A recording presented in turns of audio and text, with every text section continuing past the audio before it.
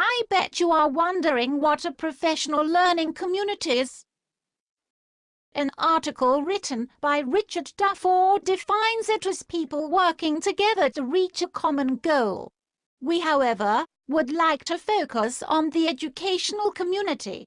The three big ideas that are the foundation of professional learning communities are to ensure that students learn, a culture of collaboration, and a focus on results. That all sounds good, but break it down. What does that mean for me, man? Oops, sister. Through our participation in a professional learning community, we know that teachers become more effective and students' achievement also increases. These are the goals that we can all agree upon. Still too wordy. What am I supposed to do? As a member of a PLC, these are the things you should do. Develop ground rules and norms for your group. Commit to focus collaboration. Develop a schedule. Keep and record PLC work to share. May I bring some brownies to our meeting?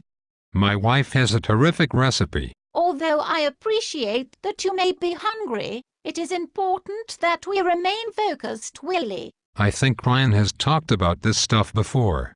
It might have been called something different back when I learned about it the first time. He said something about the importance of it being systematic and school-wide. In addition, it should be timely, based on intervention rather than remediation, and directive, which requires students to devote extra time and receive additional assistance until they have mastered the necessary concepts. Woo! That's a mouthful. Tell me more if you think that it doesn't seem like I am getting it. You don't seem to be getting it all. What are you, little Willie? Stop picking on me and let's get back on track. By the way, please remember that we are trying to follow the tribal agreements. So stop putting me down, Chief Sister. Let me elaborate, and by the way, I am sorry. I do, however, appreciate your attentive listening. The first big idea is ensuring student learning. Three crucial statements that drive the work on a PLC are determining what each student needs to learn, how we will know when the student has learned it, and how will we respond when a student experiences difficulty in learning. The third statement is the one that separates learning communities from traditional schools. Does that make sense? Is all this stuff in a binder somewhere, Chief Sister? I have some assistants that will be giving you a cheat sheet on the process and expectations. But I do think that if you look back in your classroom, that you may find a binder to help you. So, is there anything else? The second idea is to establish a culture of collaboration.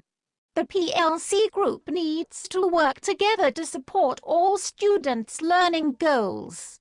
Collaborative conversations call on team members to make public what has traditionally been private goals, strategies, materials, pacing, questions, concerns, and results. Now you're speaking my language, Chief Sister. One more part to the second idea.